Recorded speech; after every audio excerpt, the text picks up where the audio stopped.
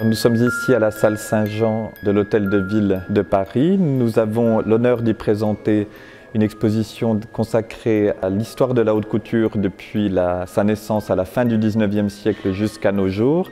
C'est l'occasion pour nous, Musée Galliera, de sortir les plus grands chefs-d'œuvre à travers une sélection de maisons de mode et de griffes qui ont tout incarné la grande histoire de la mode au XXe siècle.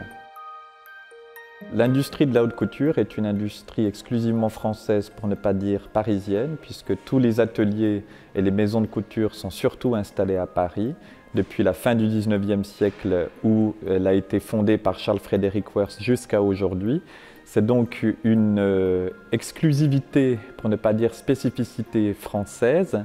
La haute couture, c'est faire du sur-mesure avec un art du vêtir et du paraître. Ça transforme la cliente en mécène et puis ça transforme aussi les couturiers en grands artistes ou en chirurgiens plastiques.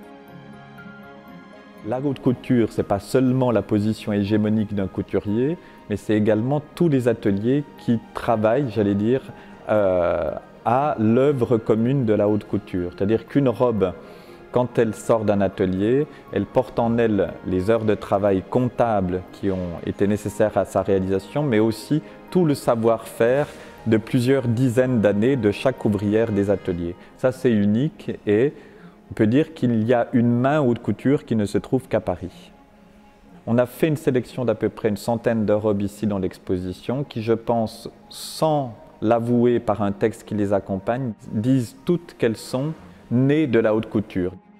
Les collections du musée Galliera, qui est un musée de la ville de Paris, sont telles que l'on pourrait faire, je pense derrière cela, 3 autres expositions qui seraient assez différentes. Une exposition de mode, c'est assez proche d'un cadavre exquis. On commence à sélectionner une première robe qui elle-même indique une seconde, qui elle-même indique une troisième, et on arrive à 100 robes qui, sans doute, s'il n'y avait pas eu la première, en l'occurrence la première c'est une robe de Charles Frederick Worth qui appartenait à la comtesse Greffule dont nous possédons la garde-robe. S'il n'y avait pas eu cette première-là, peut-être que l'expo serait différente. Il y a des modèles strictement exceptionnels, en ce sens qu'ils sont de l'ordre du pas ordinaire, de l'extraordinaire, parce qu'ils ont été réalisés par des couturiers qui ont laissé leur nom dans l'histoire de la mode, puis aussi parce qu'il y a des modèles qui ont été portés par des grandes clientes. Je parlais tout à l'heure de la comtesse Greffule.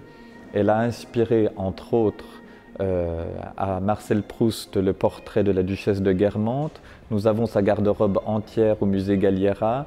C'est un choix de robe très particulier parce que la comtesse Greffule aimait beaucoup le vert et c'est une garde-robe audacieuse. Alors ça, je dis souvent que pour Galliera, c'est l'équivalent du département Égypte au Louvre. C'est vraiment une garde-robe d'exception.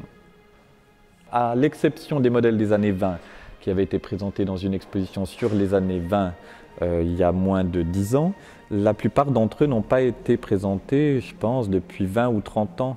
Parce qu'en plus, lorsqu'on expose un vêtement, il faut le laisser reposer plusieurs mois. Donc c'est vraiment une manière pour nous de réoffrir aux Parisiens et de manière étendue à tout celui qui est en visite à Paris, un patrimoine qui a été largement constitué par les Parisiens eux-mêmes, par des dons, par des acquisitions. Donc c'est une possibilité à laquelle nous étions très fiers et très touchés, puisque l'expo en plus est gratuite, de réoffrir ce patrimoine pour tous.